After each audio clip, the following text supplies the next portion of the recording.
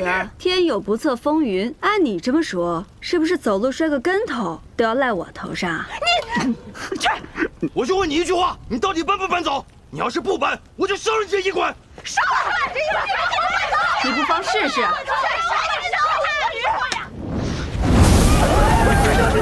胡说，太吓人了！我倒数3声，你们所做过的噩梦，都会应验在自己的身上。3、2。巫女要下手了，大家快跑！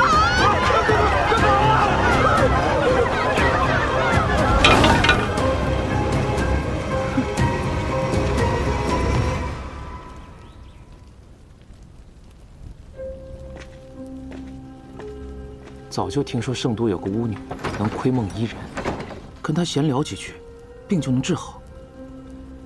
医者本就源于巫师，不过像他这种人，用巫术这种伎俩骗百姓的救命钱，那天就是被烧死了，那也是活该。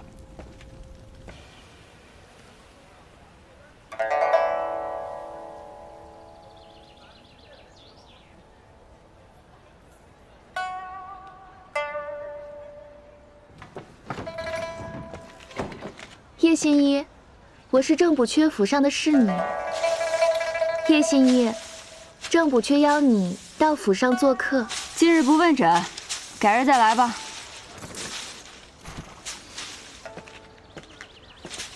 叶新一，正补阙邀你到府上做客。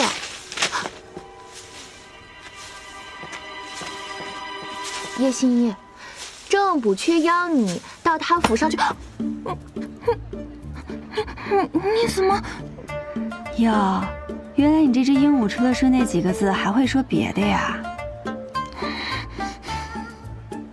都这个时辰了，还要去府上，这价钱嘛……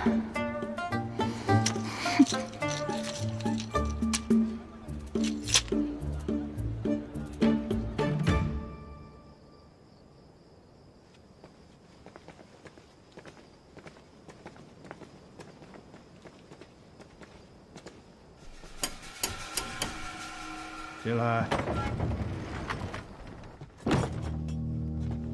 郎主，叶新一到了。你要的酒已经备好。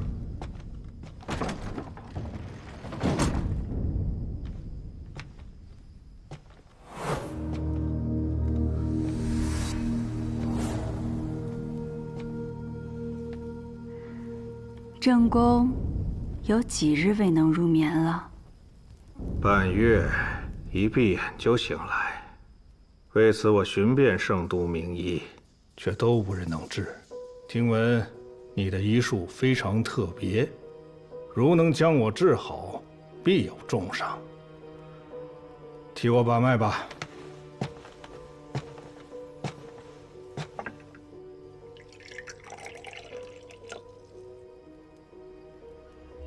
我医病，不观色，不问症，不切脉，只窥梦而已。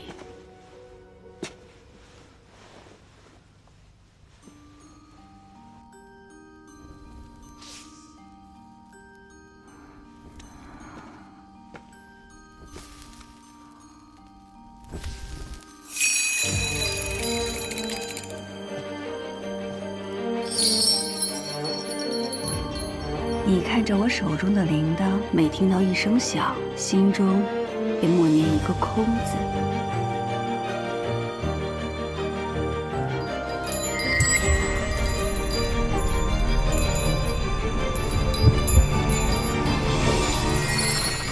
若没有我带你进京，你个小小的师爷怎么能坐到左不阙的位置上？是不是手里有我什么把柄？都给我饶命啊！啊！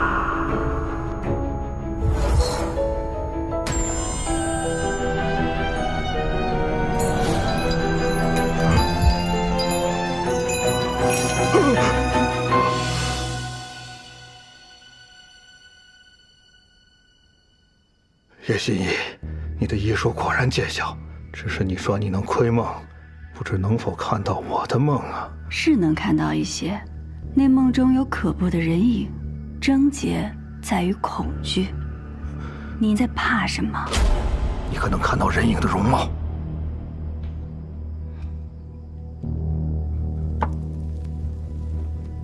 看不清楚，只知道是名女子。若是你能告诉我跟她相关的事情，或许对于你的病症，快说，你还能看到什么？还能看到一张信纸。信纸写了什么？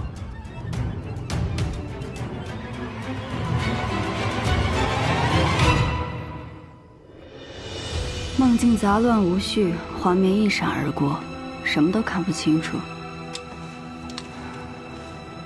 正宫的病还需久医，现在天色已晚，马上就要宵禁了。偏安改日再来给正宫诊治。罢了，今夜之事，不要让其他人知晓。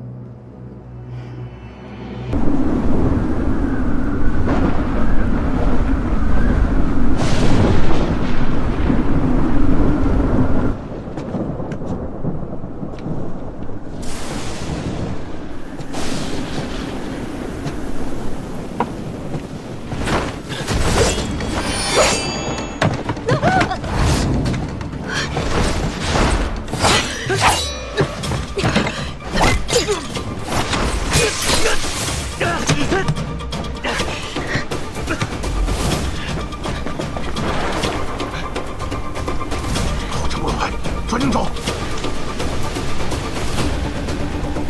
人呢？不见了。当初若是追究下来，我们都没好果子吃。是。走。郑源，关窗关门，防偷防盗。关窗关门，防偷。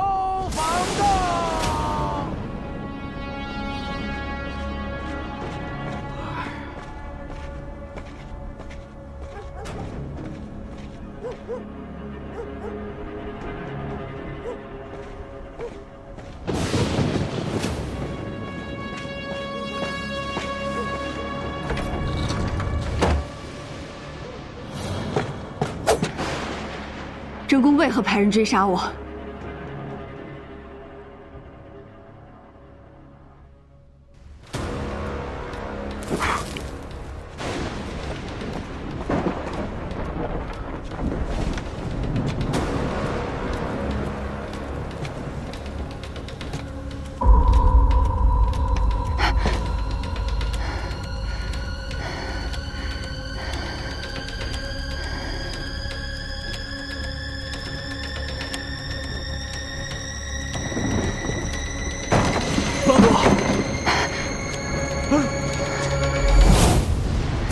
杀人了！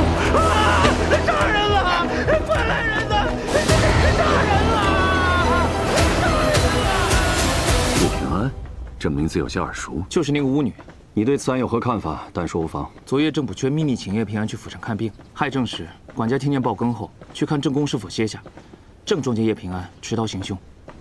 案情简单，但我觉得有疑点。哦，什么疑点？一是匿名报案未免太及时，捉拿太过顺利了；二是叶平安手中短刀并无血迹，且与郑补缺的伤口并不吻合；三是叶平安无论出于什么样的动机行凶，为何要选在有人知道他去看病的日子？这不是增加自己的嫌疑吗？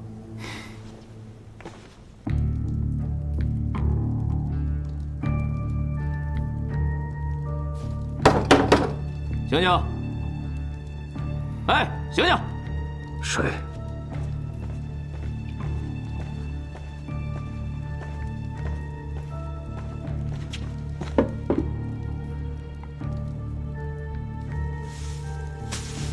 你们是来审问我的官？犯了死罪还能睡得着？不愧是江湖行骗的庸医。不是，啊，这是混账！我没有骗人，我是被人追杀才跑到郑补缺府上。我见到他时，他已经死了。这肯定是一个圈套，有人故意嫁祸给我。让我做替罪羊。有理有据。这么说，你是被人陷害？这里面定有阴谋。好，那你不如将昨夜经历的一字不差的全部写下来，如何？好。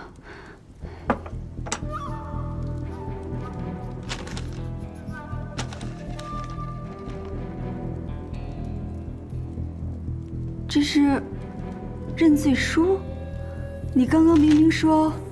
我说什么了？我不过是顺着你的狡辩，继续往下编了编，别耽误时间了。签了，快签了，别耽误我们办其他案子。等了半天，等来了一个狗官，倒是劳烦你这位大理寺丞兴师动众来这豫州，假惺惺的审问一番啊。你知道我是谁？有人说你袁嗣成独善其身，从不拉帮结派；又有人说你为人残忍，手段狠辣。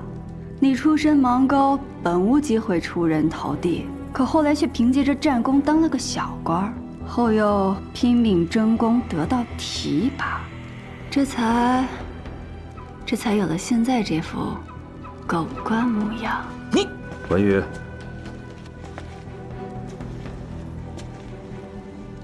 好啊，生的一副伶牙俐齿，不过也是鱼肉一条。这个认罪书你签与不签没有区别，有人会替你完成的。是吗？行，人是我杀的，知道我怎么杀他的吗？我盯着他的眼睛，施展我的巫术，让他自己抹了自己的脖子，就像现在我盯着你这样。巫术也好，骗术也罢，你觉得我会在乎吗？你在我眼里已经是个死人了。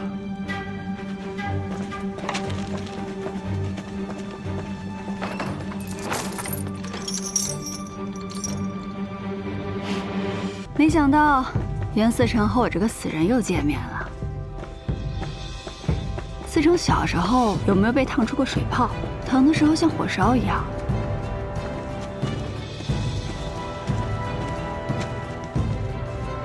参见陛下。听闻他能入梦杀人，可有此事？此女靠骗术行医，所谓入梦一说，不过是百姓受到了蒙骗，以讹传讹罢了。正宫一案，此女是用短刀行刺，现如今人证物证俱全，她抵赖不得。陛下，袁嗣成所言绝非事实。民女虽不能入梦，却能窥梦。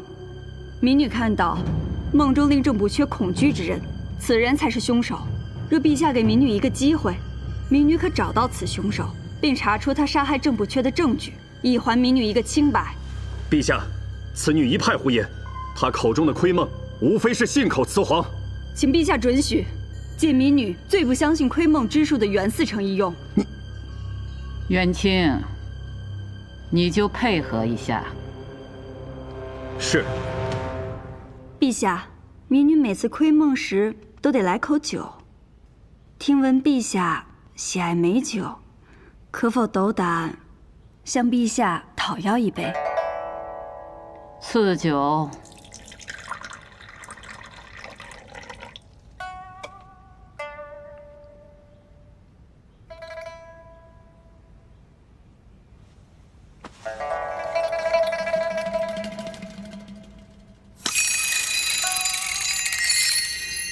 袁嗣成心智坚韧，但当我提到不要想到火，你脑海中是不是依然会有火焰浮现？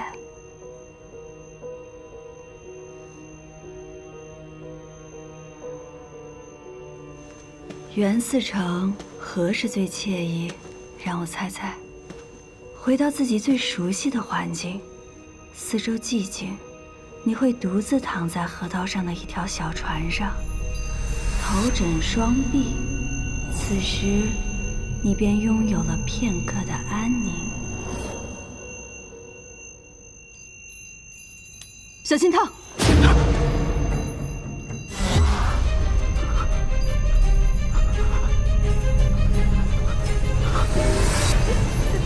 安娘，阿姨，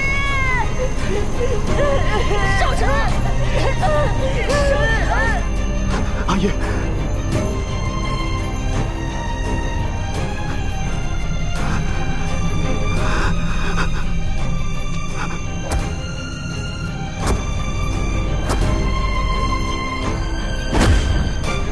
小心！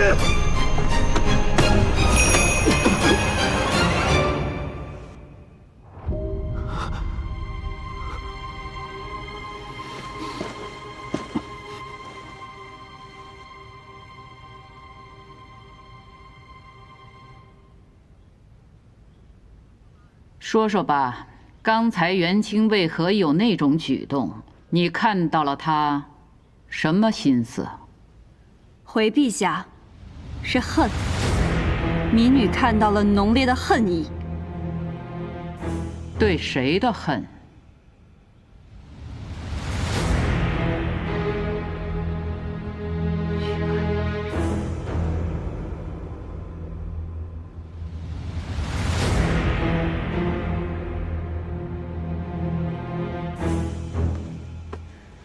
袁思成的恨来自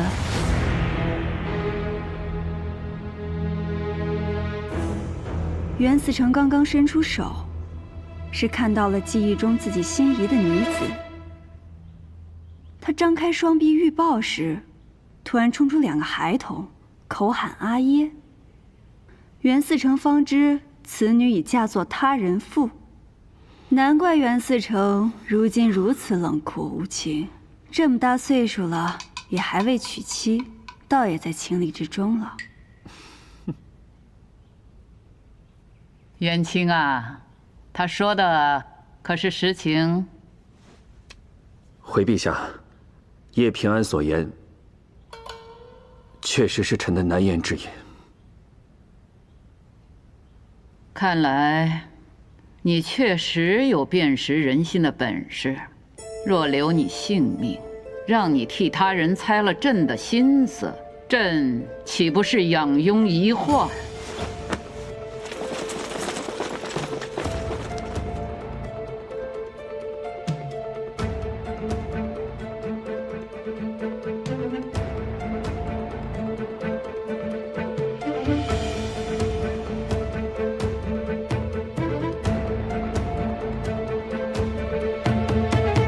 然上苍有好生之德，朕倒要看看你能不能先救得下你自己。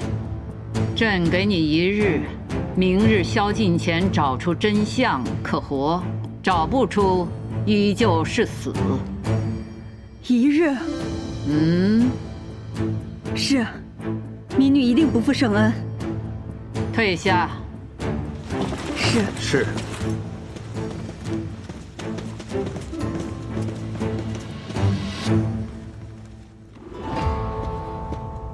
陛下，此女窥梦之术虽不似传闻中那般神乎其神，但也确实令人惊叹。哼，哪有什么窥梦之术呀？此女机敏且胆识过人，也许是可用之才，能不能活，就看她自己了。腿软，扶一下。你刚在店里编故事的时候，不还挺巧舌如簧的吗？什么冷酷无情，什么至今未婚。我不过是贪生怕死，想活命而已。袁思成心胸宽广，不会跟我计较这个吧？你如何得知我曾经被火灼伤过？你让我签认罪书时，我看到你手上的疤痕。你方才入殿之前就跟我提及手上水泡的事情，你就是那个时候开始用巫术蛊惑我的。我说了，你心智坚韧，寻常的法子没有办法引你入眠。你这巫术哪儿学的？若这也算巫术，那巫术便无处不在。你衣领上的绣纹穿着并不舒服，可你为何还要穿它？因为你认为它更能彰显身份。毕竟达官显贵们的衣服上都有绣纹，你要融入他们，自然要这样。这也是种巫术，不是吗？大理寺虽然已经勘察过案发之地，但我还是想亲自去一趟。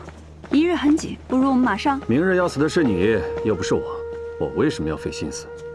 正元府外可都是你大理寺的人，没你我压根进不去啊。若你不跟我一起，那我只好时刻跟着你，看看你去哪儿都见了哪些人。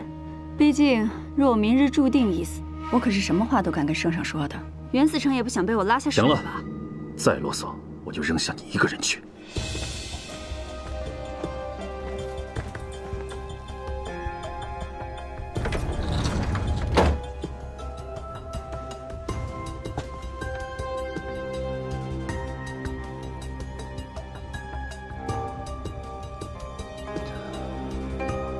既然仵作已经验过尸体，必然能推算出郑补阙遇害的时辰，而那时我根本不在他府上。巧辩。尸体没有挪动的痕迹，凶手很有可能是突然出现在他身后，趁其不备，一刀割喉。你的话佐证了你行凶之时。敢问袁思成，大理寺都提审过哪些人？车夫、管家，这些人皆可证明当夜你从未离府。那他们的证词是什么？你在害出宵禁入府，府中之人都听到更夫是在害郑报时，你恰巧用这半个时辰，在府中行凶作案。不对，正因为马上要宵禁了，我才匆忙离府归家。回到家后又看了会儿医册，然后被人追杀，又回到了郑补阙府上。怎么算都过了1个时辰，应该是子初才对。说的有模有样啊，因为你根本没走，否则这半个时辰怎么会凭空消失？少了半个时辰，怎么做到的？袁思成可提审过昨夜的更夫？什么审问又何妨？这已改变不了你行凶之时。尊贵的袁思成，你就不能从凶手不是我推一次案吗？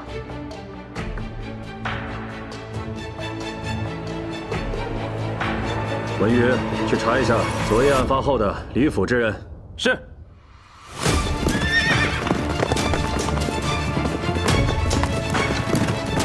司城，撤！经查，昨夜离开正元府的有2人，家仆萧全已死在郊外，侍女心儿不知所踪，只知她颈上有块梅花状胎记。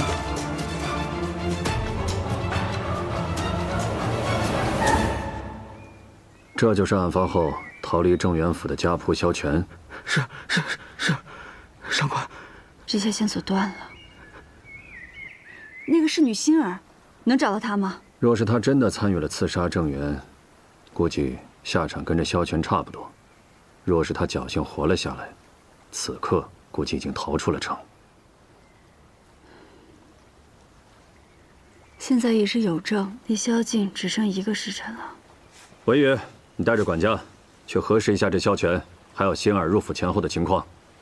是。你跟我来。不如我们趁最后1个时辰去盘问一下打更人。我看不必了，你就好好想想，你那墓碑上该刻什么字吧。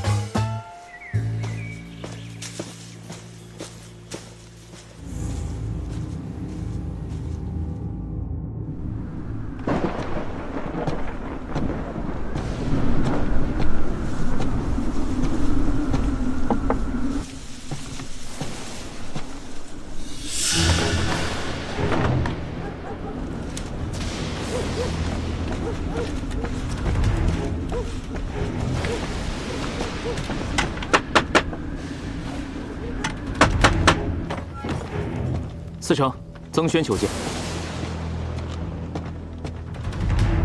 曾公，这么晚前来，所为何事啊？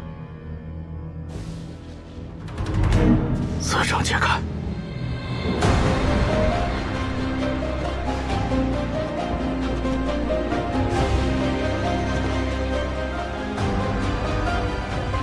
怎么样，南巡？有趣吗？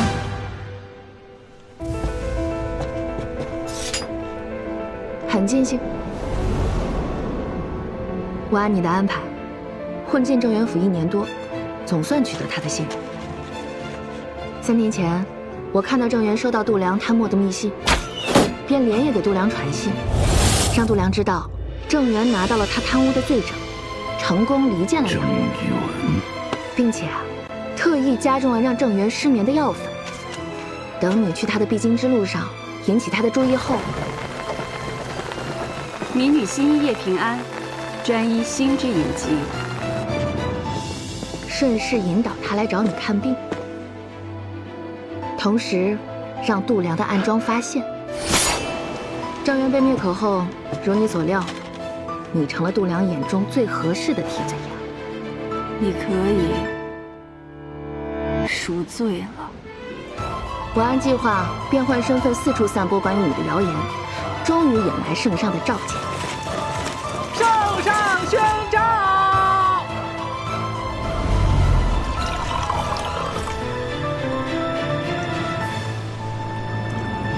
我这替罪羊办得还不错吧？我这假侍女演的也不赖啊。这第一步棋算是下成了，该准备下一步棋了。度量怎么也想不到，郑元还留了个后手，居然写了封举告贪污军饷的告密信，给了他的好友曾轩。由郑元的好友举告度量杀人灭口，才更具说服力。糟了，曾轩不见了！什么？吾左补阙郑元举告户部郎中度量贪墨军饷5000两，吾若身死，必视为度量所灭口。这是哪儿来的？郑公乃左补阙，有执剑之权。得知度量贪墨后，本想上告圣上，谁知道度量先一步找到了郑公试探。郑公察觉度量可能知晓了此事。曾轩，收好这封举告信。你怕度量会杀你？可你毕竟是朝廷命官，他胆子再大，不了解他的狠辣。多年以前，我做过他的师爷。若我有事，你便将他交给你信任的人。为何现在才拿出来？我一个无权闲官，无法直接见到圣上。又听说抓了个女凶手，更不敢轻易拿出来。我知道你与度量并无利益牵扯，现在此案重新调查，我才敢露面。有人看见你来我这里吗？没有。方才我一出府，便察觉有人跟踪，急忙想法子甩掉了，才敢过来。曾公，跟您说句实话，我不仅与度量没有利益上的牵扯，且私怨颇深。此事，你是找对人了。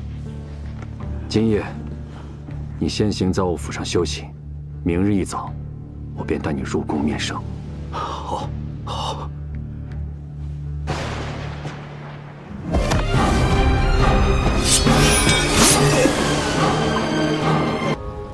杜公，曾轩已死，这封信一烧，你便可安心了。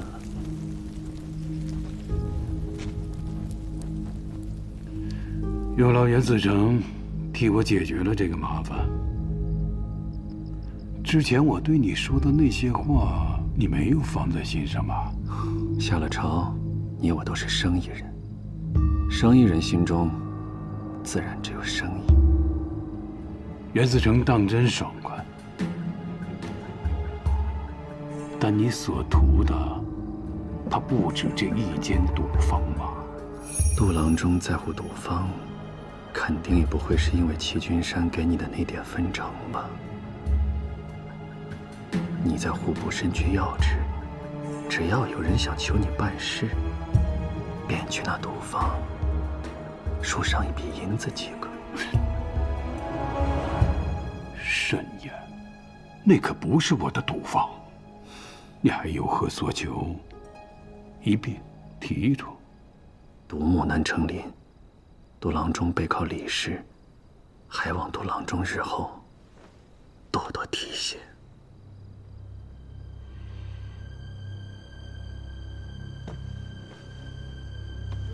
放给你了，我身边就缺你这样的义子。多谢杜郎中抬爱，不过义子的名分，我就不和齐君山争了吧。不过眼下，郑源的死还是得有个交代。那个元凶叶平安，你怎么看？我虽碍于圣意，不得不与他一起办案，不过也因此行事倒是变得更方便了。他想借更夫去寻找线索，不过被我借故阻止了。此人狡猾，绝不会轻易放弃。依下观看，需斩草除根。少城先行告退。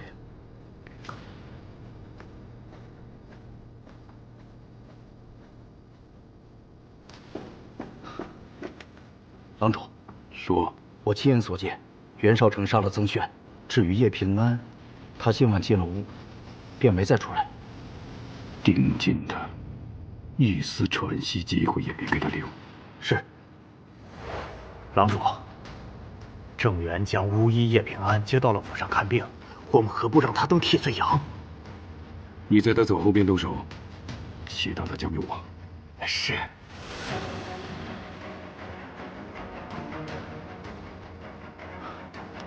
郎主，在叶平安离府后跟着他，确保他别遇上任何人。在子出时，再将他赶回郑府，然后秘密报告他行凶。还有，让更夫万办不是真相，报害郑。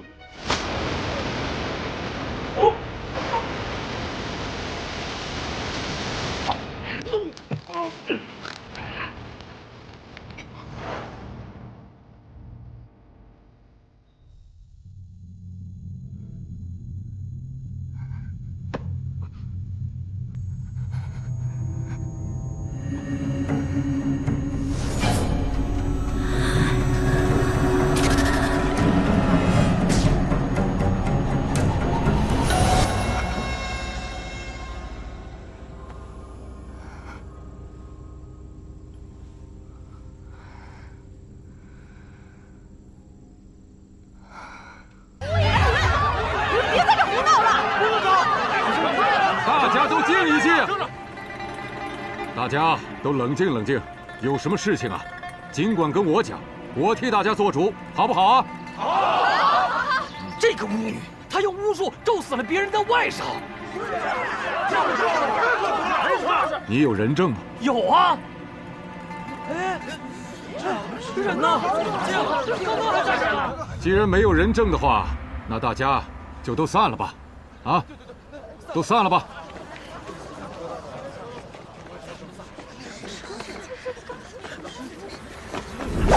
别动！躲开！躲远点！不要看！叶平安是个祸害，骗大家的钱，害死人家孩子，这事儿不能就这么算了。吴国义今天就要为民除害！你，国义，这个名字，叶心怡呀，我被那个国义咬了一口啊！他读点破书，考个破举子又咋的？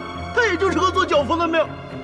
我就骂了他一句啊，他突然就像只疯狗一样就咬人呐！癫狂、易怒，有伤人倾向，他有狂躁之症，需先将他安抚下来。国义，如果我告诉你，我根本没有伤害那个人的外甥，也根本没有见过那人，你信吗？你不能只听一面之词啊！什么一面之词？害死了外甥的大哥就在那边，大哥，大哥！是什么呢？海公，封建守卫就位。你们要干什么？都给我老实点啊！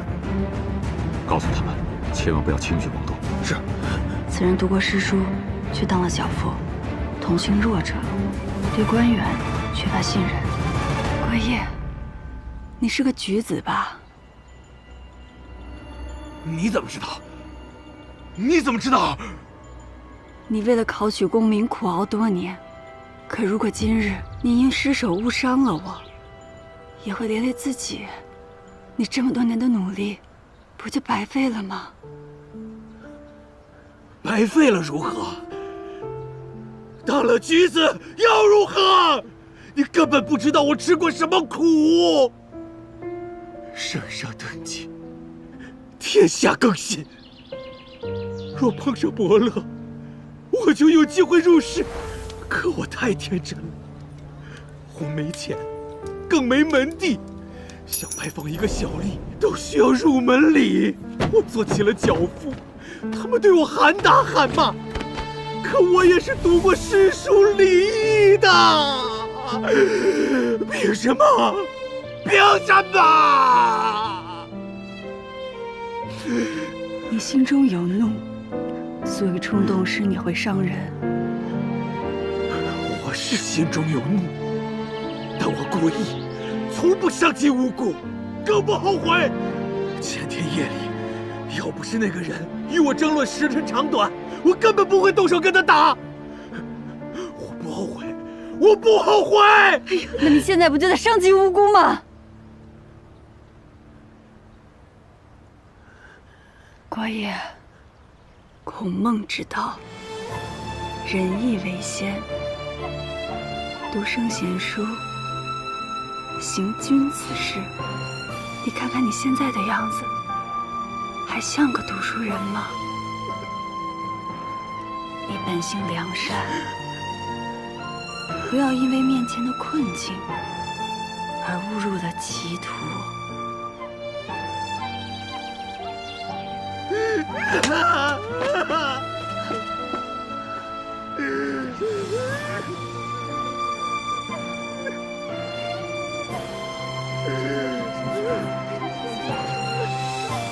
没事了，没事了，都散了吧。好，大家散了吧。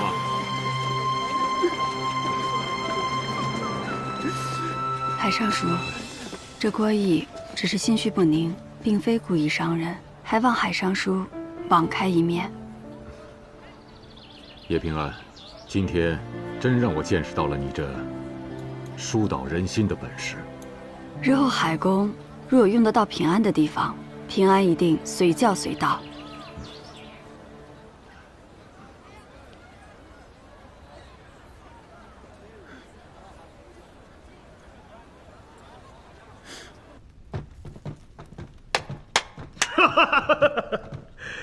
可以啊，这里比咱们府上还要气派。好，赵玉在，去找人把墙上暗影的东西给我扒下来，换上蜀纹。是。司长，方才暗信馆有人带众闹事，但已被叶平安化解了。这肯定是度良那孙子出手了。我们既然上了度良的船，要不要帮他阻拦叶平安，卖个顺水人情？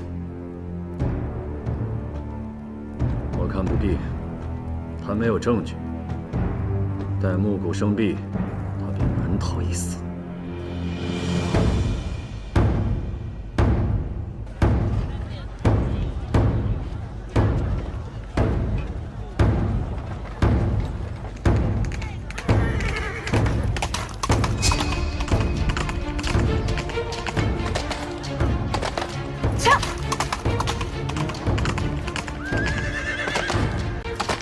郭毅，你刚刚说前夜跟人争论时辰，是怎么回事？那晚怪得很，时辰过得特别慢。慢？从有政到亥政，我每日都捡4缸豆子和2个时辰，从未出过差错。可前天夜里，我按和往常一样的快慢抛捡豆子，却捡了5缸才听到打更。我告诉门房更夫打错了更，在册本上写下做工2个半时辰。你若想弥补今日的过错，需尽快拿来册本。好。平安，册本接着。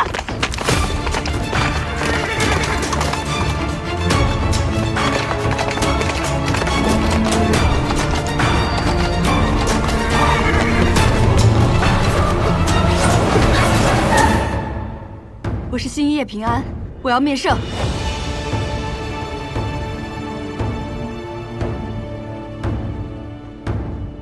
宵禁已到，1日已结，圣上不会再见你。来人，将此犯拖出去。孤声未停。目过600声方解，古圣未停，今日就未过。那又如何？你不过圣上金口玉言，纵只剩须臾，今日亦未过。你阻我面圣，是要害圣上出尔反尔吗？你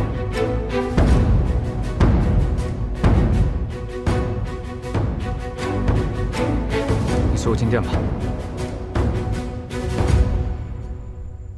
事情的经过便是如此。郭仪的册本能够佐证，民女在郑补阙府上被捕时，更夫有意延报了半个时辰，实为子出。验尸也可证明，郑补阙死时是亥时，他被杀时，民女并不在场。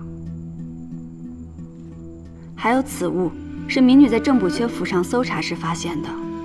民女猜郑补阙应该是拿到了户部度郎中贪墨饗银的罪证，才招致的杀身之祸。谁能想到棋局初开，你就用假眼换了真眼？对手歧路难辨，为了自保，那就必须将度量的亲笔密函握在自己手里，将临摹的假密函替换给郑源。可若你拿出这份真的，被别人发现的话，放心吧，我会单独面圣，到时候没有人会知道我跟圣上到底说了什么。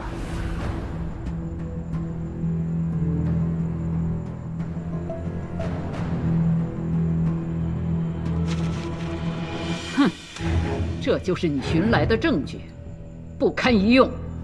陛下息怒，你当朕是庸君还是昏君呢？仅凭一封言辞含糊的信，就意图污蔑一位大臣，朕昨日就该赐死你。民女自然当陛下是明君，仿制民女查与不查，陛下心中早已如明镜。民女一无所有，唯有心诚。心诚？你是赤子还是狼子啊？赤子为弓，锐而不拔；狼子为剑，锐而破竹。两仪相生，皆为陛下的子民。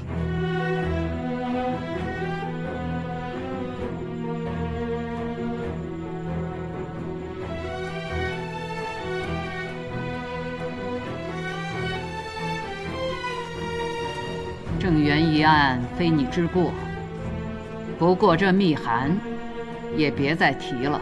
谢陛下。李氏和武氏不和，圣上拿到密函后，很可能会认为是武氏在借机构陷度量，不会轻易下定论。况且，度量在李氏也是根深叶茂，仅凭一封密函，我们还扳不倒他。那怎么办？你这功夫不是白费了吗？不会白费，我自证的清白，生机也是圣上给的。在圣上眼里，他是我的救命恩人，我是一颗只忠于他的棋子。而我们只要设法让刑部得知度量如银厂的所在，再结合这封密函，就能在圣上心中埋下怀疑他的种子，这就够了。你虽懂得一些相面一心之术，但以后别再拿什么窥梦之说来欺君了，明白吗？是。有些病可不止心病这么简单。复古之居，国之顽疾。陛下，如有用得到平安的，平安愿为陛下分忧。不急，慢慢来吧。谢陛下隆恩。接到密报，东郊10里外有人私容官银。去那儿！跟我走！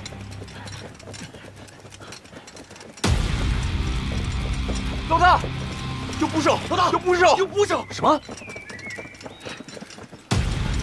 哎呦，官爷，你怎么来了？让开！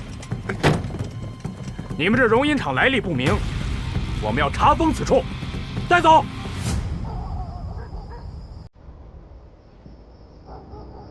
没想到海一平竟然横插一刀，帮了叶平安。刑部查抄容银厂着实蹊跷，所幸那批银子已经处理好，损失个容银厂也算不个大事。牢里那些人，义父放心，他们绝对不敢乱说。您觉得幕后之人是谁？此事怕是与梅党有关。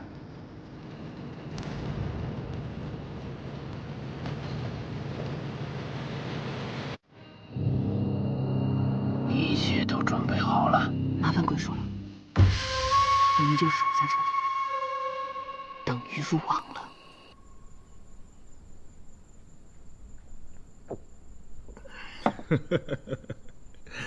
这个度量搞了通花里胡哨的把戏，想除掉叶平安，可他还是活下来了。此前是我低估了他，他卷入郑源案，肯定不是巧合。你查过他吗？已经查过了，却并未查出他的来历。更奇怪的是，我也查了他的姑母，此人混迹于下九流，并未入任何宗籍。那就对了，我估计啊，他也就是个被人收养的孤儿，查不出什么来历，正常。近些日子，来历不明的人未免也太多了。一个他，一个郑元府的侍女，肯定不简单。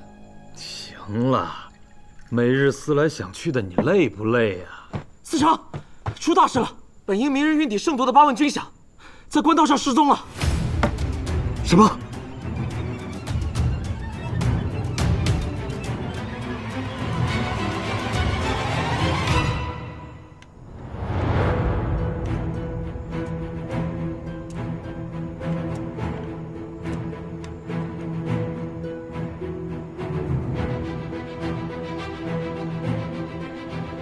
时辰到了。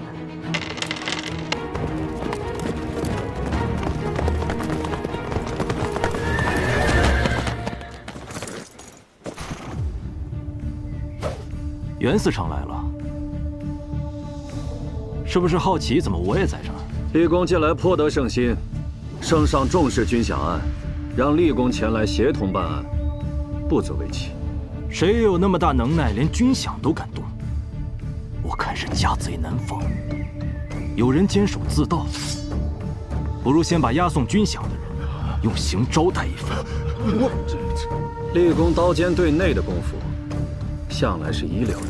我还有个功夫，就是鼻子灵。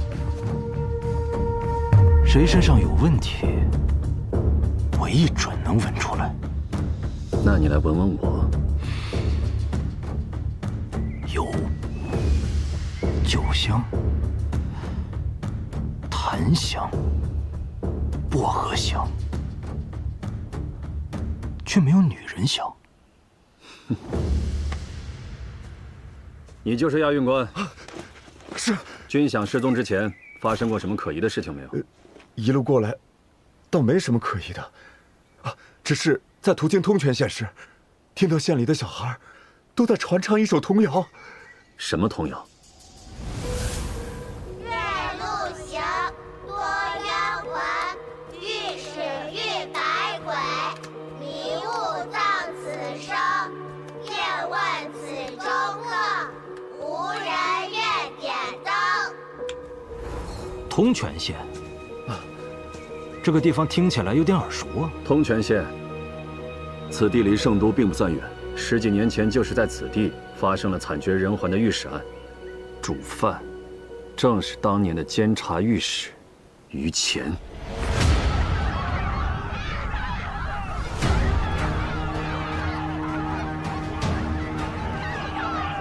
经查，前监察御史于谦贪赃枉法，纵火杀人，人证物证俱全，杀了他！罪大恶极。今判于谦及家眷共37口，斩刑。行刑！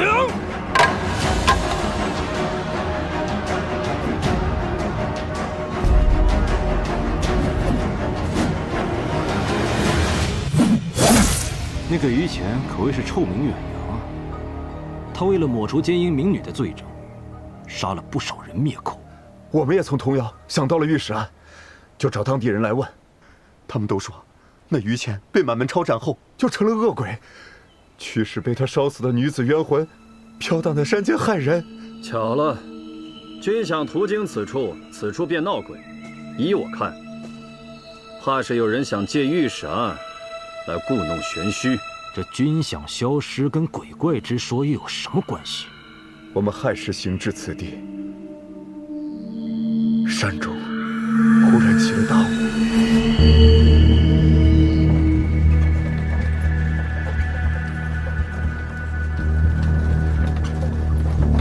速度快点！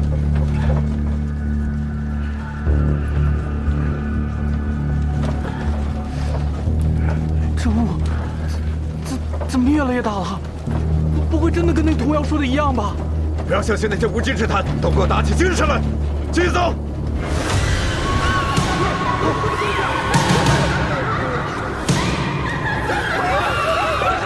把火把举起来！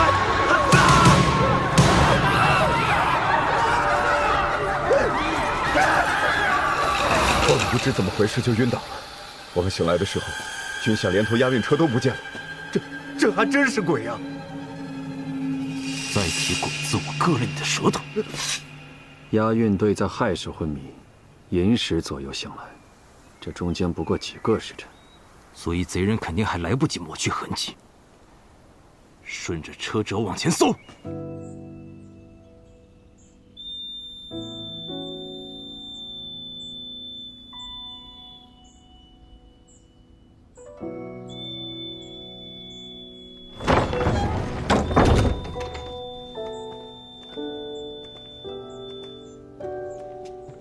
平安，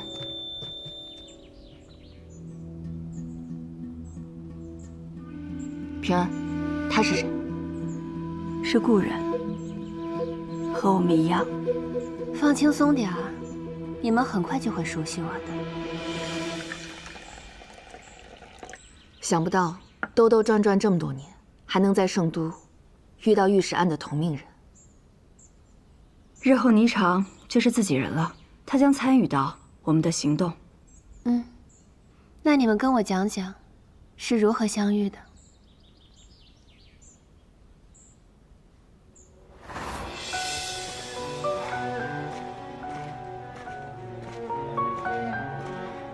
你不过是听人说在吴乡见过那蝴蝶吊坠，我们就巴巴的跑过来，万一他是湖州的呢？一丝希望都不能放过。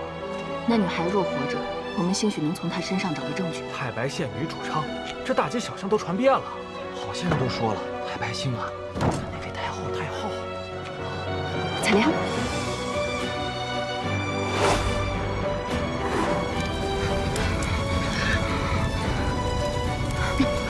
走那边。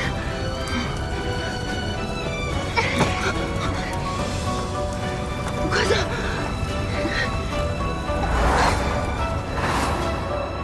就是那个蝴蝶吊坠。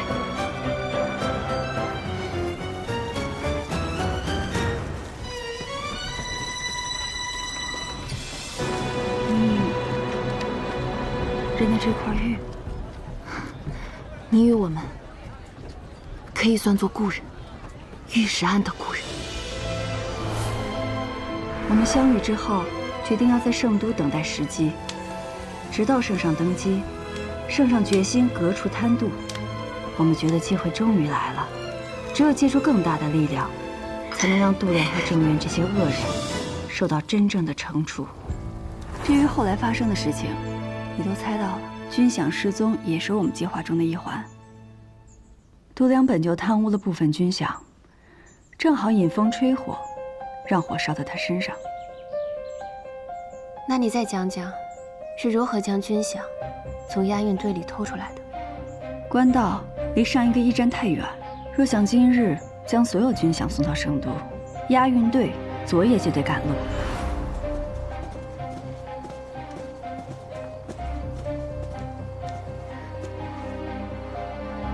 这几日山间碧起大雾，碎天使。彩莲熟悉山中的风势，她将迷烟混进雾里，押运队很快被迷晕。我们的人藏在山中，不会被任何人发现。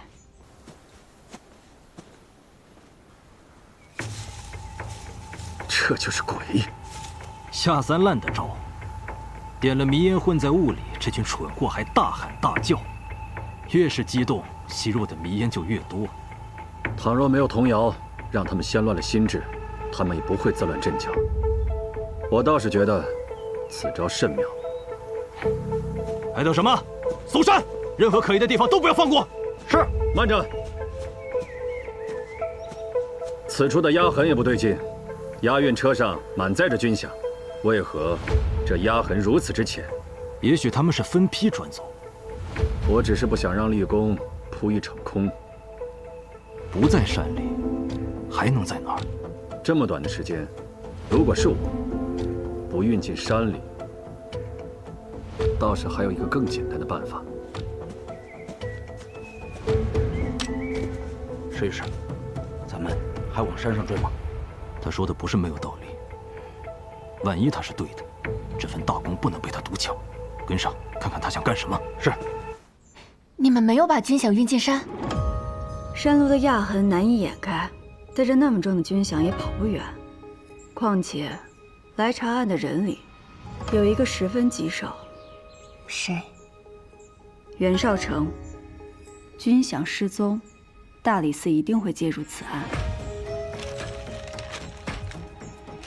芒沟，圣都最贫困的地方，许多没入贱籍的人没有了主家，又遭人轻视，就聚集在了这里。他们的子孙后代也都是贱民。袁绍成是他们当中唯一一个脱了贱籍以后，成功当上了官的。这个袁绍成可真不简单。哦，对了，我听齐君山的手下说，齐君山突然将义泰赌坊分给了袁绍成。看来袁绍成攀附上度梁之后，收获不小啊。齐君山手中的饼被袁绍成啃了一口，怕是不会甘心啊。你跟袁绍成交过手，你觉得他这个人到底怎么样？心够狠，城府够深，他的手腕非常人所能及。他才是我们在军饷案中最大的劲敌。所以我们听平安的将军饷藏进了河道。那他会不会也想到了这一点？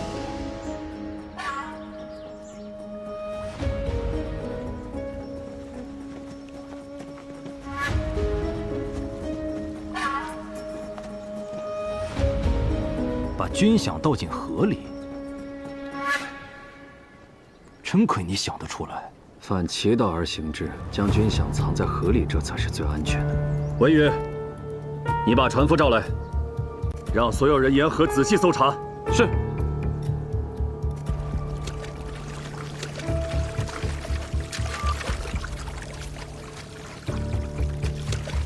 往仔细点，这边还有这边。外人都说你不依附李氏，也不依附武氏，可人就像这水流，变化无常。我很好奇，你如今是姓李，还是姓武啊？侍御史变了吗？我是靠圣上提携才有如今的地位，我为圣上披肝沥血，当然只忠于圣上。堂堂副相都因你而死于狱中，你在士族眼中就是一条令人瑟瑟发抖的豺狼。袁嗣成是聪明人，那你觉得，在圣上心中更看重什么？侍御史，河道里好像有东西，快！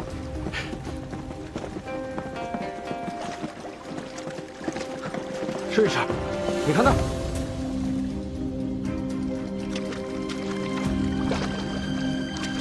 你们赶快下去帮忙，随袁嗣成的人一起下去打捞，发现军饷有重赏。是，跟我走。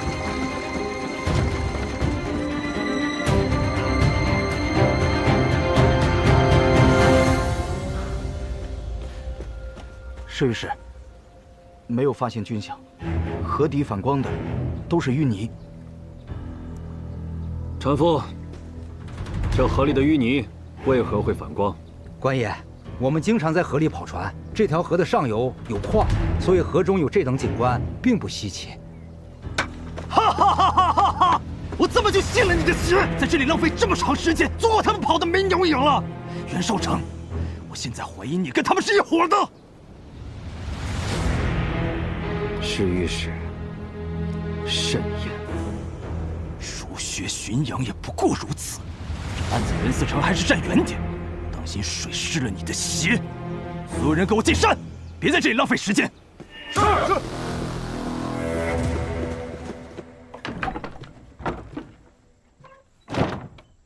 我去打探过了，现在负责军饷案的，除了袁绍成，还有酷吏厉俊。厉俊为了往上爬，可以出卖任何人，他可是条疯狗。之前你让我们在淤泥上撒云母的时候，我还在想，为什么要这么麻烦？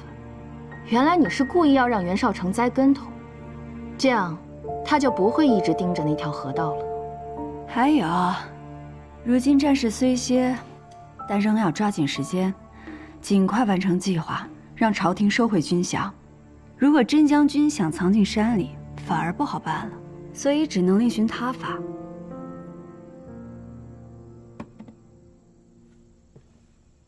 丹仙，你会不会觉得我让霓裳这种我们还不熟悉的人参与计划不够慎重？一开始我确实这么想，不过我跟你不也是从不熟悉到亲如家人吗？这些年我们三人历经风雨，但谁也没想过放弃。平安，你放心，做事若瞻前顾后，不能杀伐决断，事难成。你以身入局，甘冒生死之险，我陆丹心愿做你手中最好用的刀。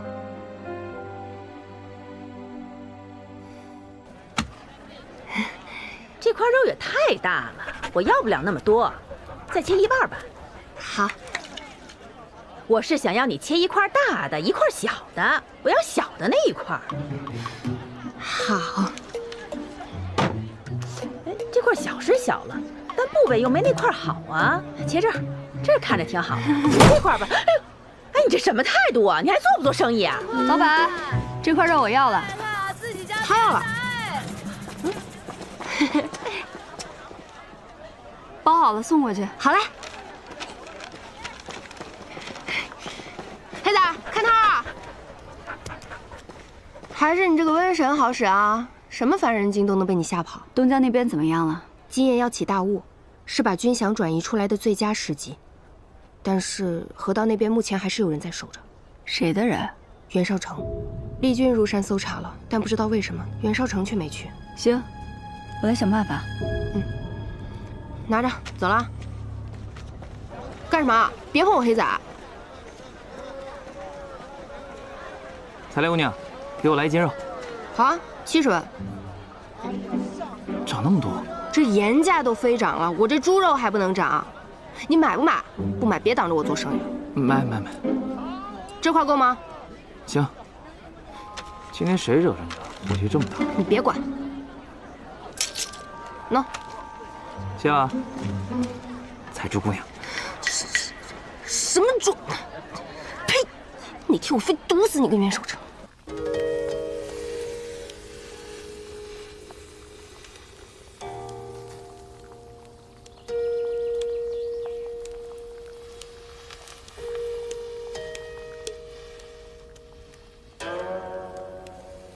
姑母。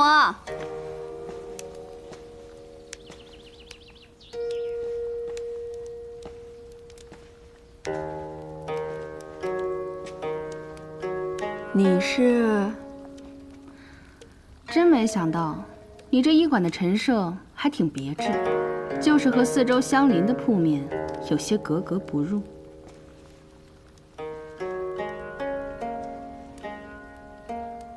久闻叶心医医术过人，我今日来就是想让你替我也瞧瞧。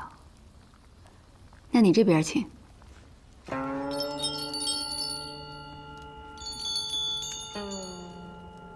你有何症状？没有症状。没有症状，为何求医？你的名号如今在圣都之内无人不晓，我就是好奇，你究竟有什么非同寻常的手段？我懂了，这就给你备药。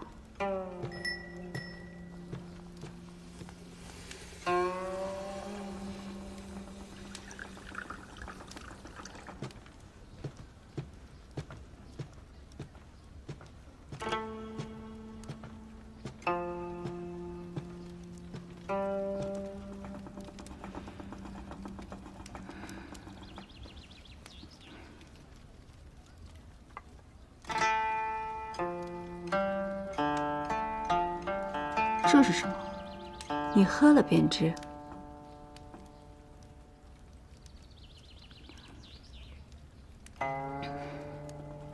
这药酒除了口感粗粝，我没尝出什么特别之处。我这可是对症下药，何以解忧，唯有杜康。好，此方甚妙，深得我心。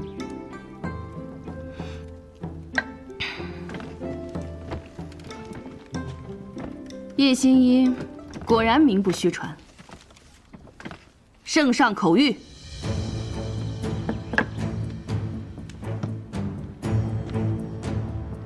军饷一案迟迟无进展，朕心不悦，今敕封新一叶平安为掌心使，有协从办案、便宜行事之权，以医心之术，多多治病。民女，臣谢主隆恩。起来吧。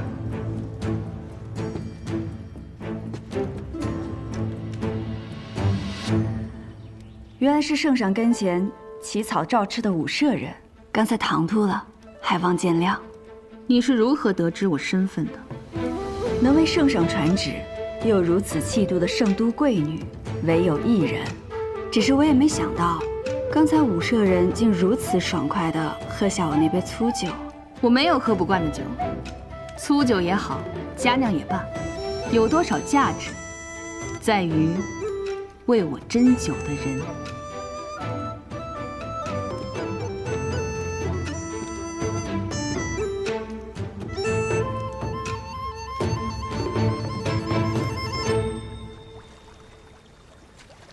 好啊，我对你真的是越来越感兴趣了。袁思成还是先对案子上点心吧。侍御史在那边忙着搜山，你却不慌不忙地待在河道边，就不怕功劳旁落他人啊？我倒是想听听这新官上任的长新使有什么见解呀？既然他们将军饷藏进山里，是如果。好，是如果。如果劫军饷的人将他们藏进山里，那随时都有可能被山中的百姓发现。那可是8万军饷，可不是随便就能藏在几片树叶子底下的。既然想藏得隐蔽，那就得事先挖好藏银处，这可不是一个小工程，需要的人手也少不了。我当然是有了线索才来见你袁思成啊。我跑了趟黑市，打探到前段日子有人雇了一批石匠进了你前面那座山，到现在还没出来。什么人雇的石匠？黑市的规矩，只闻银钱声，莫问求是人。不过我打点了黑市的衙人，让他标出了石匠们可能藏匿的地点。石匠们进山这么久，一定会留下线索，我们只要顺藤摸瓜即可。你人还挺好的，有了线索还给我。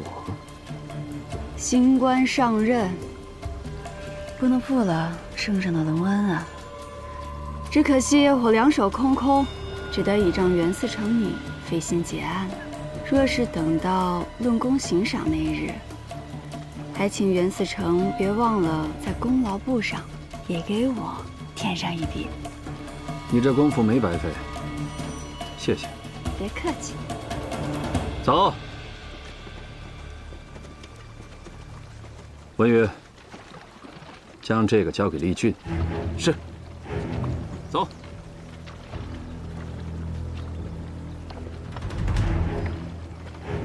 怎么不跟他们一起去啊？搜山这会儿这么累，我还是好好的待在官道边上吧。说不定什么时候人家想通了，把军饷就拉回来了呢。行，那就不耽误你了，祝你好运。嗯。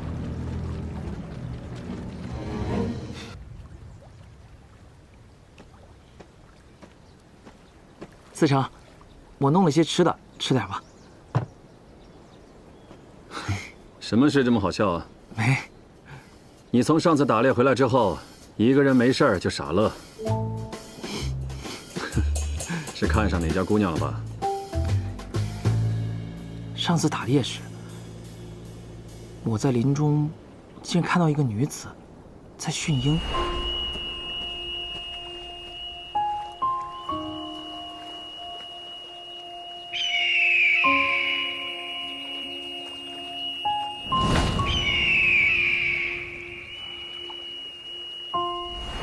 后来回到城里，我在猪肉摊又遇见他了，我就经常去他那买肉。怎么，你也想当条猪五花，让他给你提油？四成，你也会开玩笑了。这事我一直想跟你说，但是我怕我不同意。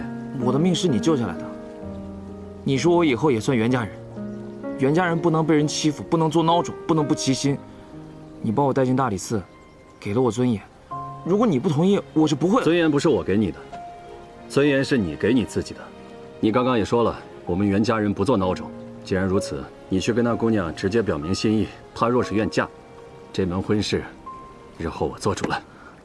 四成，谢四成。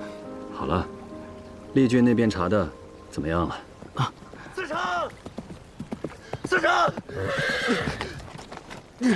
四成，齐景山带人砸了我们的赌坊。什么？带上所有兄弟，立刻回去，通知古叔，芒沟也要提高警惕。是。撤，撤。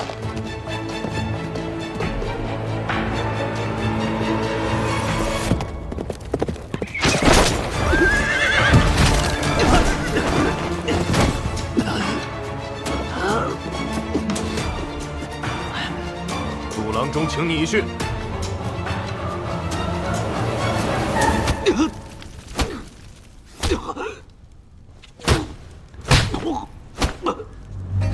这种感觉难得体会一次吧。不想吃苦的话，就说出来。军饷在哪儿？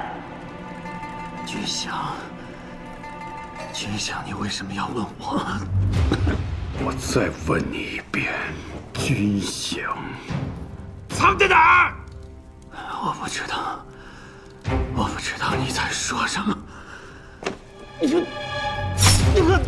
不及时包扎的话，用不到1个时辰，你就会血尽而亡。你这样的人我太了解了，喝芒沟的水长大，吃别人剩下的残羹剩饭。就算这样，也得像老鼠一样拼命地活下来。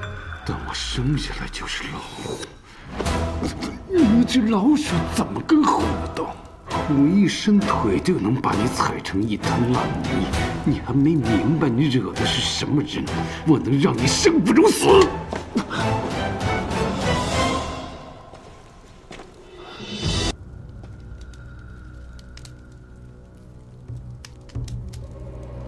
军饷，齐君山今日砸赌坊，为的就是这个。其他的在哪儿？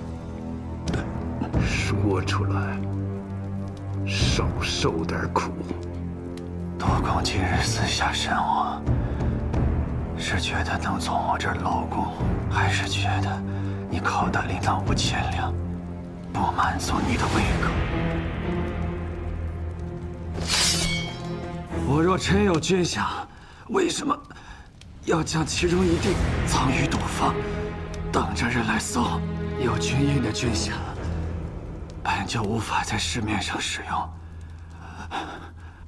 我为什么不扔掉它？那这军饷现在谁都找不到，怎么偏偏你手上有？你想说被人栽赃，人家为什么要栽赃你？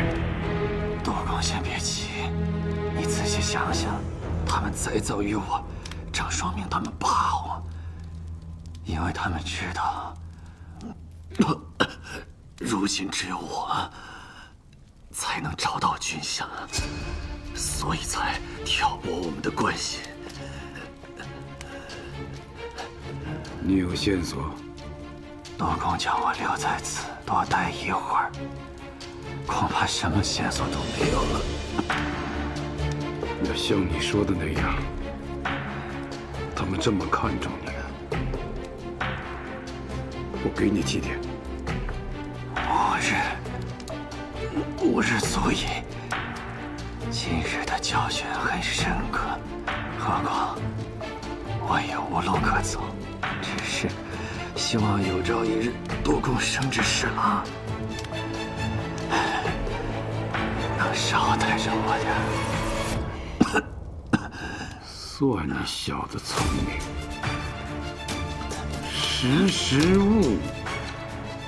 只是还有一事还望督公告知，齐君山是怎么知道我毒方里就一定会有军饷呢？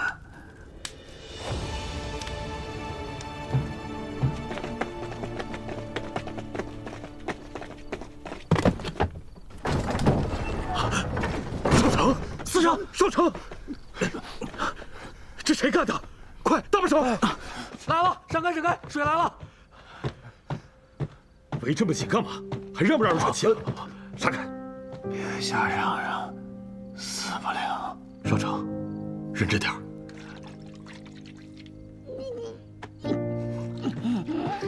贺生，我来看看他的伤口。大伙儿先出去吧。少城没事，快去吧，走吧。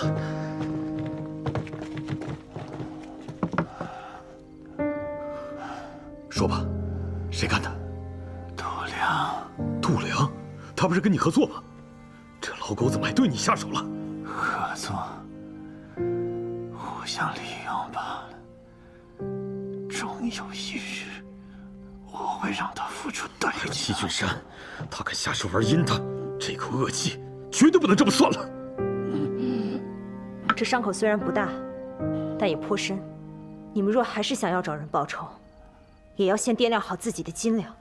都什么时候了，还说这种风凉话？你弟弟不拿齐君山的毒方，不跟度良那种人牵扯不清，怎么会闹成这副样子？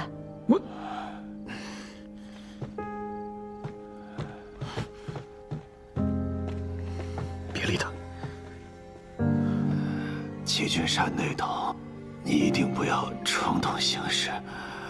我们还没到和他撕破脸的时候，快去看看嫂子吧。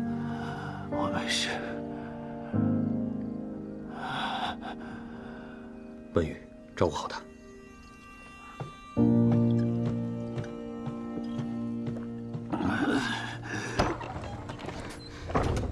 不好，我在元府外看到袁绍成被放回去了。怎么会这么快啊？也许是他跟度良又达成了什么新的交易。鬼叔他们已经出城了吗？对。让鬼叔回来吧，今晚动不了了。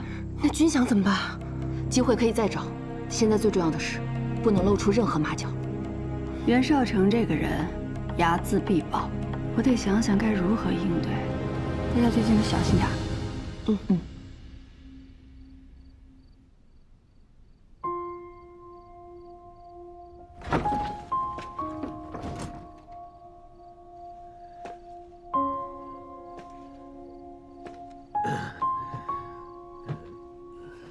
怎么还把喜服拿出来了？你们两个上战场那几年，我跟自己说，如果你活着回来，我就穿上喜服嫁给你；如果你死了，我就穿上丧服去接你的尸骨。我这不是好好的活着回来了吗？是，你是回来了，回来以后你也变了。你弟弟变得更多，他以前常说要让芒沟人过上更好的生活，可现在却与贪官为伍，一心想变成权臣。我是他大哥，必须要护着他。我们兄弟间不分你我。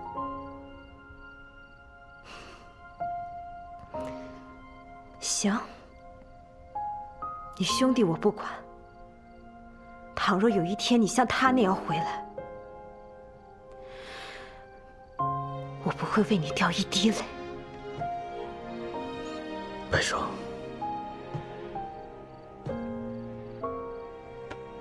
相信我。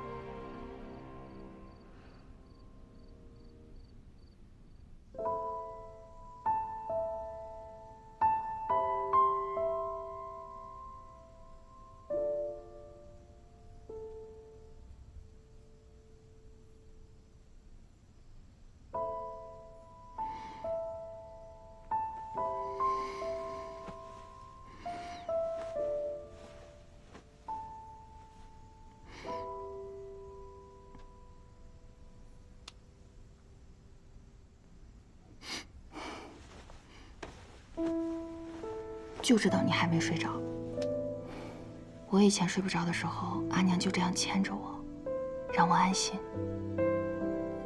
不一会儿我就睡着了。认识这么久，第一次听你提起家人。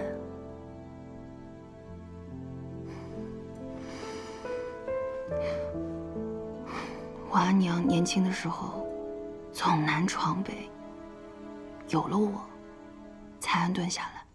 我印象里好像从来没见过阿爹，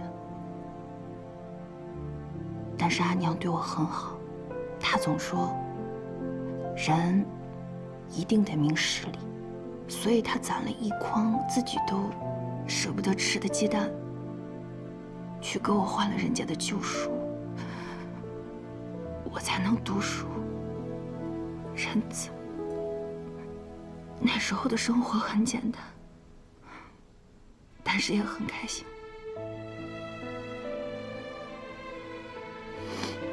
后来我阿娘就病了，我上山去给她采草药。我走的时候，阿娘还冲我笑了一下，她还冲我笑了一下。我真的不知道那是最后一面。不说了，怎么又提起这些不开心的事了？今晚有我牵着，我保证，平安一定能睡个好觉。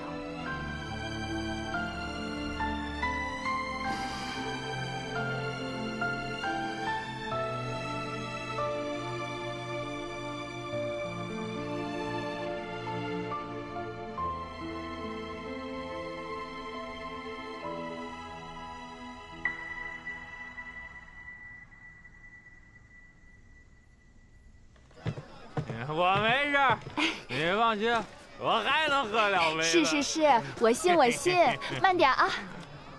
你明天我还来。行，我等你。你回去吧。行，慢点啊，慢点。哎。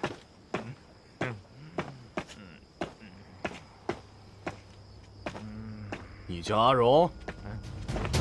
啊！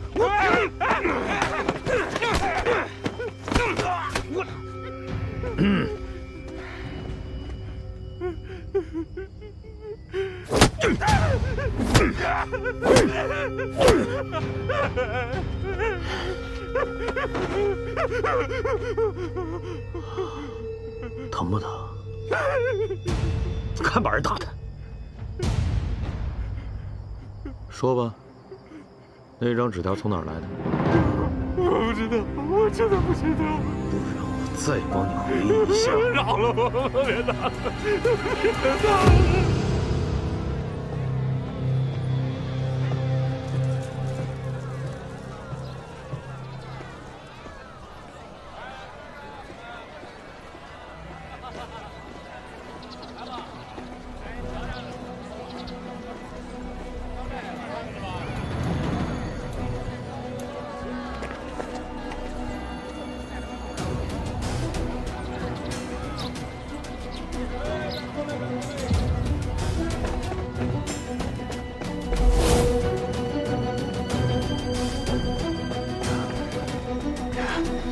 人呢？走，进来。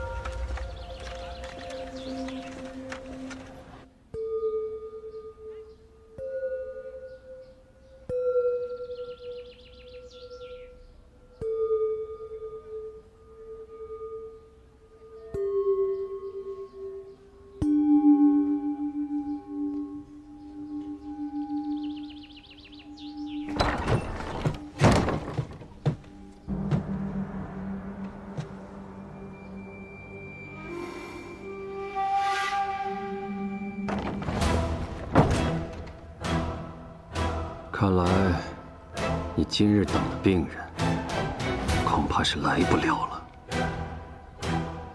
本医馆不治跌打损伤。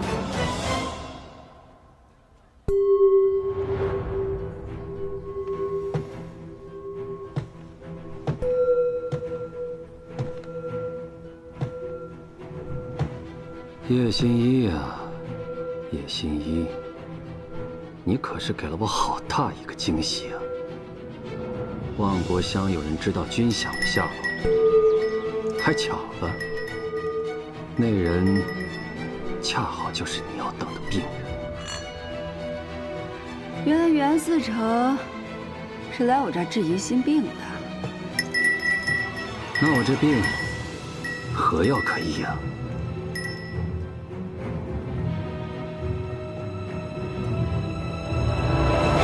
得罪人，你让我少得罪人，那郑源和杜良，谁又得罪过你呢？郑源案，圣上已有定论。杜良，没见过。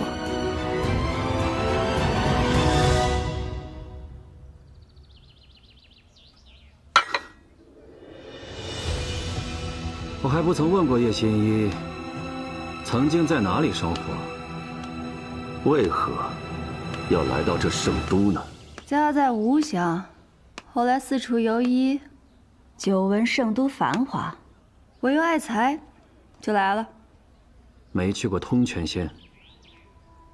没有。好，那我换个问法。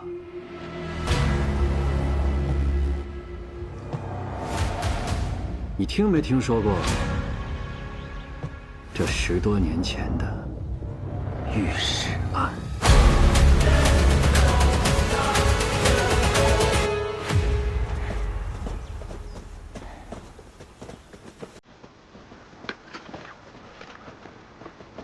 顺御史，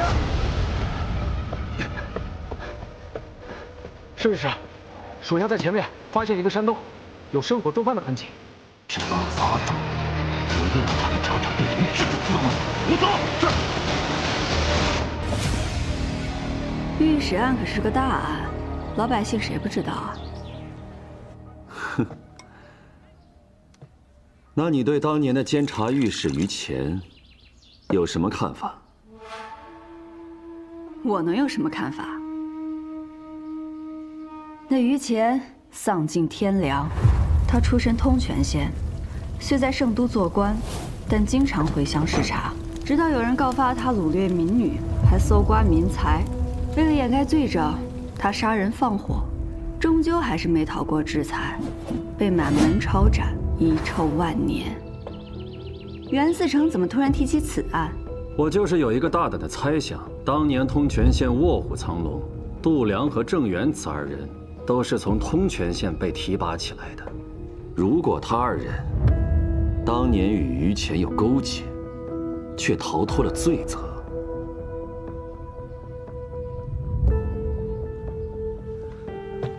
又如果当年御史案的受害者活到了今天，你说他们会想要报复吗？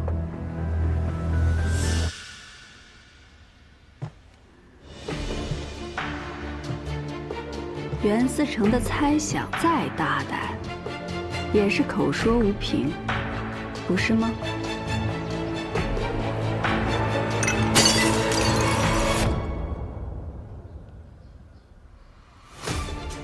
你让人在赌坊栽赃我，而我抓了你的人，你觉得咱俩谁的损失更大？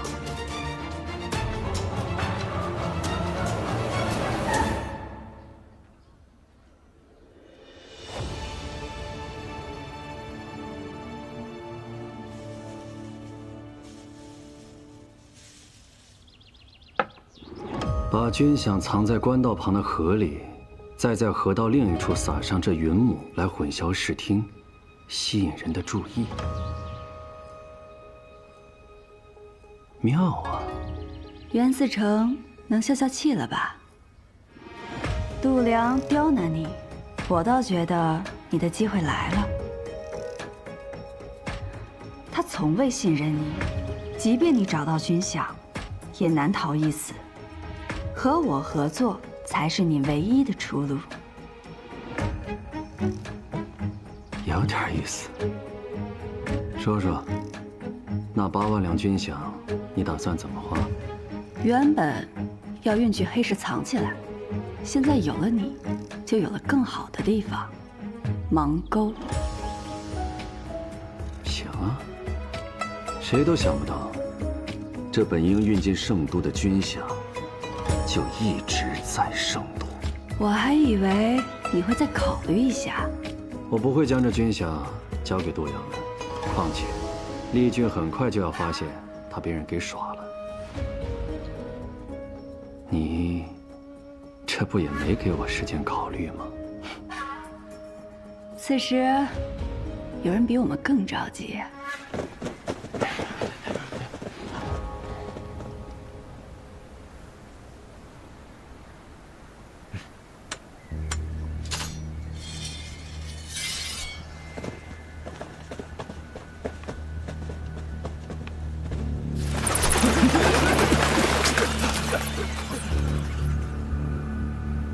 找些火把来。是。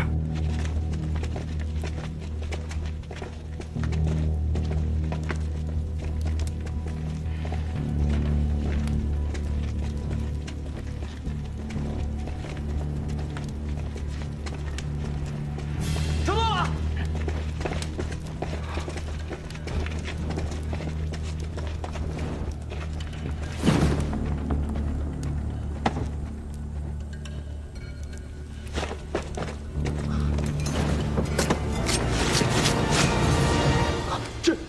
这都有沙石。调虎离山，不是调虎入山。什么压痕、挖山，全都是假的。一路上留下扰乱视听的线索，把我的喉刷了。试试，那还能在哪儿呢？难道真的像袁绍成说的，军饷就藏在河？所有人随我一起回河道。是。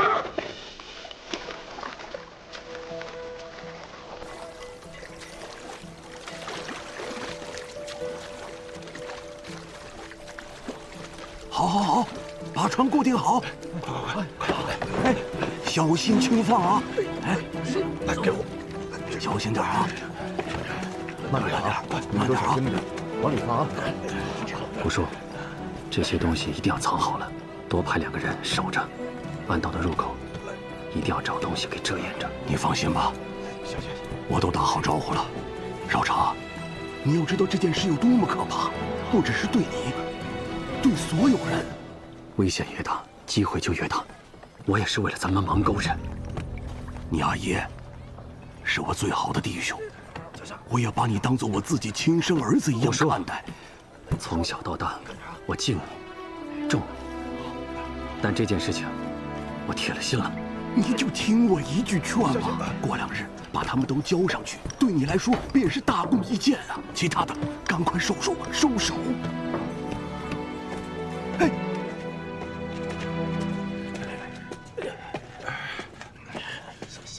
快点啊！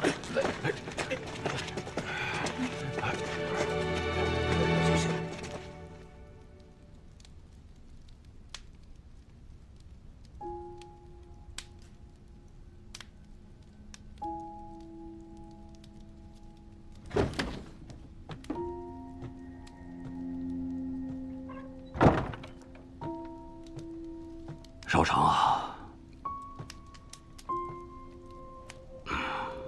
刚才话说重了，你已经做得够好了，没必要这样逼自己啊。我记得小时候，大概8、9岁吧，我太饿了，我只不过是吃了关爷掉在地上的肉末，那人就要将我送进监狱里。后来我才知道，贱民命贱如草，我阿爷当街给人磕头，一个接着一个，磕得头破血流了。那人才同意放过我。再后来，他为了让我和大哥不再是千金，去参加龙门赛比武。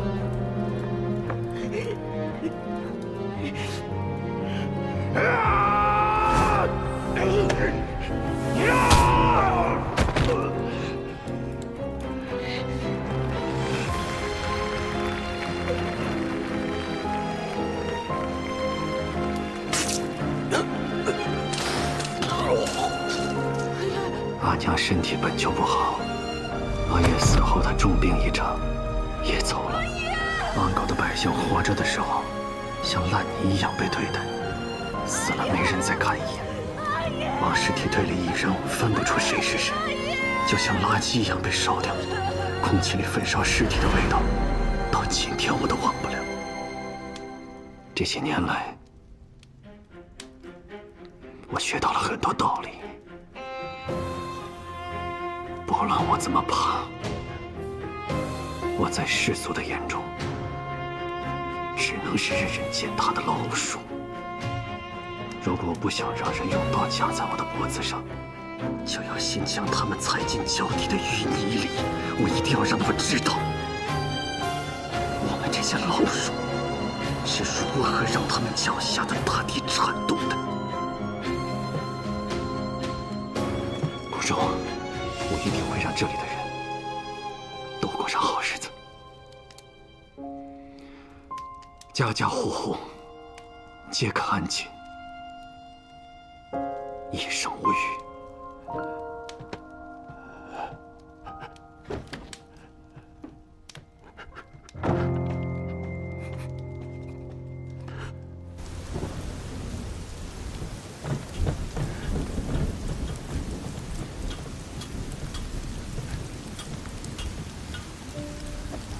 若不是来到这里，根本想不到圣都还有如此破败的地方。你现在看到那么多木屋，还都是四城找人盖的。我们小时候很多人连木屋都没得住，就只能挤在马厩里睡。轻壮的把位置留给小孩和老人，有块遮身的布就不错了。难怪会有芒沟人去打龙门赛。你看过龙门赛？没有，听说过。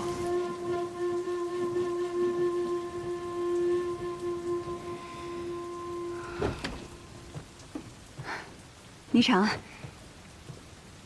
看来事情办成了。袁绍成已经上了我们的船。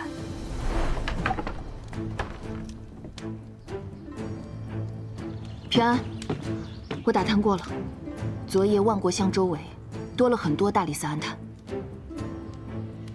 丹心，你通知霓裳，让他把袁绍成引过来。你们一锤子砸翻了都梁和我的船，还把我砸得浑身是伤，我可不得上你的船吗？告诉你，我很记仇的。君子报仇10年不晚，你一看就是个小人。5年之后再说吧。切，失踪久了容易惹人生疑。你们赶紧吃点东西，我待会儿差人将霓裳送回万国乡去。多谢袁思成，我自己送就好。行，自己看着办吧。